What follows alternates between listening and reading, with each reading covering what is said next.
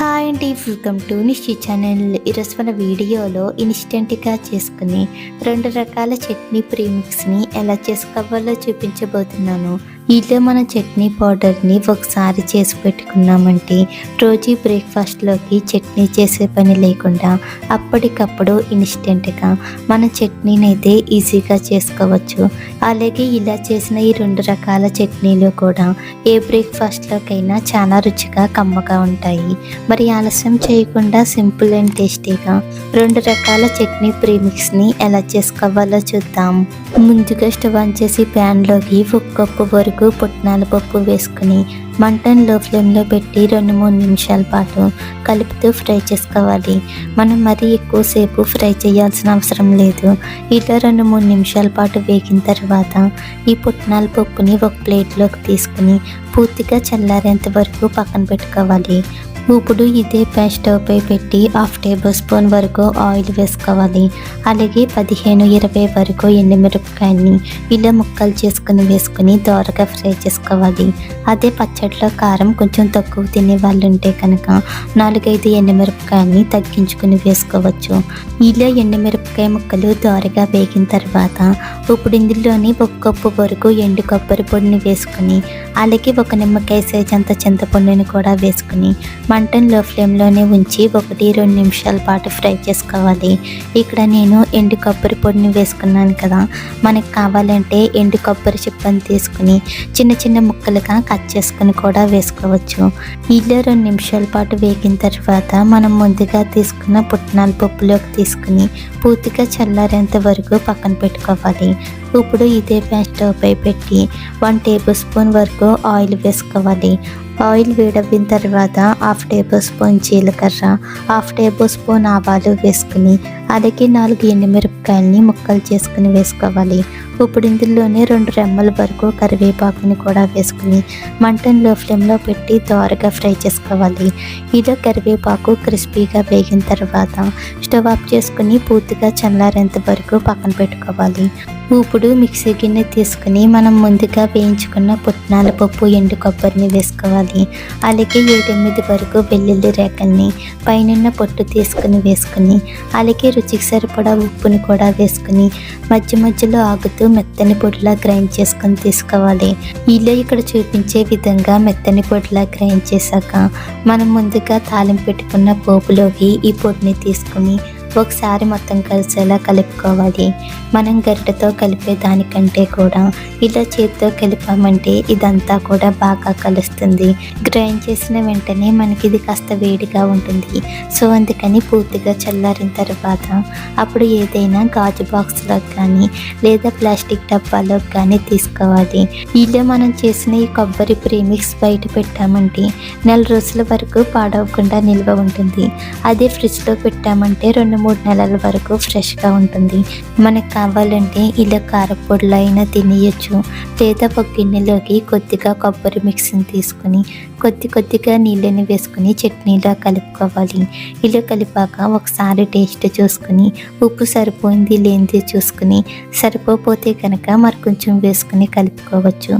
అంతే, ఇన్స్టెంట్గా చేసుకుని కొబ్బరి చట్నీ ప్రీమిక్స్ అయితే రెడీ అయిపోయింది. ఇప్పుడు పల్లీ చట్నీ ప్రీమిక్స్ని ఎలా చేసుకోవాలో చూద్దాం. ముందుగా స్టవ్ ఆన్ చేసి ప్యాన్లోకి 1 కప్పు వరకు పల్లీలు వేసుకుని మంటను లో ఫ్లేమ్లో పెట్టి దోరగా ఫ్రై చేసుకోవాలి. మనకి పల్లీలు లోపల వరకు పచ్చి అనేది లేకుండా దగ్గరే ఉండి కలుపుతూ ఫ్రై చేసుకోవాలి. మనం సరిగ్గా ఫ్రై చేయలేదంటే మనకి చట్నీ అనేది పచ్చి వాసన వస్తూ ఉంటుంది. సో అందుకని ఇలా పల్లీలు లోపల వరకు పచ్చి అనేది లేకుండా దోరగా వేగిన తర్వాత ఒక ప్లేట్లోకి తీసుకుని పూర్తిగా చల్లారేంత వరకు పక్కన పెట్టుకోవాలి. ఇప్పుడు ఇదే ప్యాన్ స్టవ్ పై పెట్టి 1 కప్పు వరకు పుట్నాల పప్పు వేసుకుని మంటను లో ఫ్లేమ్లో పెట్టి 2-3 నిమిషాల పాటు ఫ్రై చేసుకోవాలి. మనం మరీ ఎక్కువసేపు ఫ్రై చేయాల్సిన అవసరం లేదు. ఇలా 2-3 నిమిషాల పాటు వేగిన తర్వాత మనం ముందుగా తీసుకున్న పల్లీల్లోకి ఈ పుట్నాల పప్పుని కూడా తీసుకుని పూర్తిగా చల్లారేంత వరకు పక్కన పెట్టుకోవాలి. ఇప్పుడు ఇదే ప్యాన్ స్టవ్ పై పెట్టి 1 టేబుల్ స్పూన్ వరకు ఆయిల్ వేసుకోవాలి. అలాగే 2-3 టేబుల్ స్పూన్ వరకు మినపగుళ్ళని కూడా వేసుకుని మంటను లో ఫ్లేమ్లో పెట్టి కలుపుతూ దోరగా ఫ్రై చేసుకోవాలి. ఈలో మినపగుళ్ళు కాస్త వేగిన తర్వాత ఇప్పుడు ఇందులోని 20 వరకు ఎండుమిరపకాయలని ఇలా ముక్కలు చేసుకుని వేసుకుని మాడిపోకుండా కలుపుతూ ఫ్రై చేసుకోవాలి.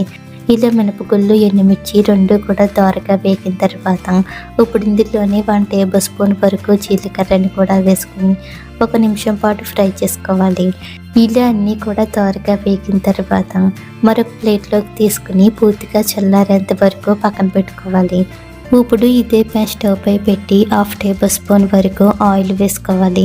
అలాగే 1 గుప్పెడు వరకు కరివేపాకుని కూడా వేసుకుని అలాగే నిమ్మకాయ సైజ్ అంత చింతపండుని ఇలా విడివిడిగా వేసుకుని మంటని లో ఫ్లేమ్లో పెట్టి కరివేపాకు క్రిస్పీగా అయ్యేంత వరకు కలుపుతూ ఫ్రై చేసుకోవాలి. ఇక్కడ మనం కరివేపాకుని ముందే కడిగి తడి లేకుండా ఆరబెట్టుకుని వేసుకోవాలి. ఇలా కరివేపాకు క్రిస్పీగా వేగిన తర్వాత మనం ముందుగా వేయించుకున్న మినపగుళ్ళు ఎండుమిరపకాయల్లోకి తీసుకుని పూర్తిగా చల్లారేంత వరకు పక్కన పెట్టుకోవాలి. ఇప్పుడు ఈ చట్నీలోకి పోపు పెట్టడానికి మళ్ళీ ఇదే ప్యాన్ స్టవ్ పై పెట్టి 2-3 టేబుల్ స్పూన్ వరకు ఆయిల్ వేసుకోవాలి. ఆయిల్ వేడవిన తర్వాత 1 టేబుల్ స్పూన్ వరకు మినపగుళ్ళు వేసుకుని అలాగే 1 టేబుల్ స్పూన్ ఆవాలు 1/2 టేబుల్ స్పూన్ జీలకర్ర వేసుకుని మంటని లో ఫ్లేమ్లో పెట్టి దోరగా ఫ్రై చేసుకోవాలి.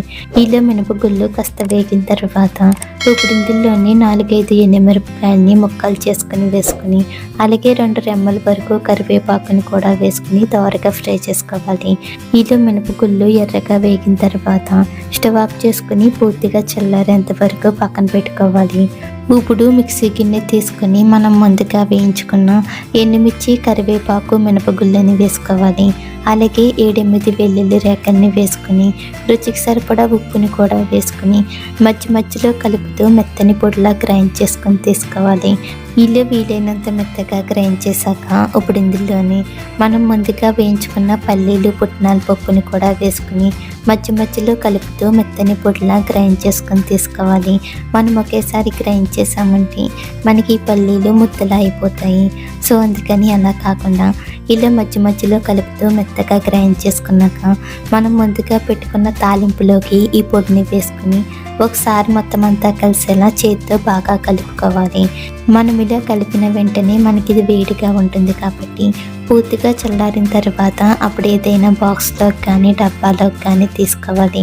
మనం ఇలా చేసుకున్న ఈ పల్లీ చట్నీ ప్రీమిక్స్ బయట పెట్టామండి 4 రోజుల వరకు పాడవకుండా నిల్వ ఉంటుంది. అదే ఫ్రిడ్జ్లో పెట్టామంటే 2-3 నెలల వరకు ఫ్రెష్గా ఉంటుంది. మనకు కావాలంటే ఇలా పల్లీ కారపొడులైనా వేసుకు తినేయచ్చు. లేదా కొద్దిగా పల్లీ మిక్స్ని గిన్నెలోకి తీసుకుని కొద్దిగా నీళ్ళని వేసుకుని చట్నీలా కలుపుకోవచ్చు. అంతే సింపుల్గా చేసుకుని 2 రకాల చట్నీ ప్రీమిక్స్లు అయితే రెడీ అయిపోయాయి. మనం బయట తెచ్చుకునే చట్నీ ప్రీమిక్స్ల కంటే కూడా ఇలా ఇంట్లో ఉండే వాటితోనే చాలా సింపుల్గా హెల్తీగా చేసుకోవచ్చు. మీరు కూడా ఒకసారి ఇలా సింపుల్గా చేసి చూడండి. మరిన్ని టేస్టీ రెసిపీస్ కోసం మా నిషి ఛానల్ని లైక్ చేయండి, షేర్ చేయండి, సబ్స్క్రైబ్ చేసి పక్కనే ఉన్న బెల్ బటన్ని క్లిక్ చేయండి. Thank you for watching.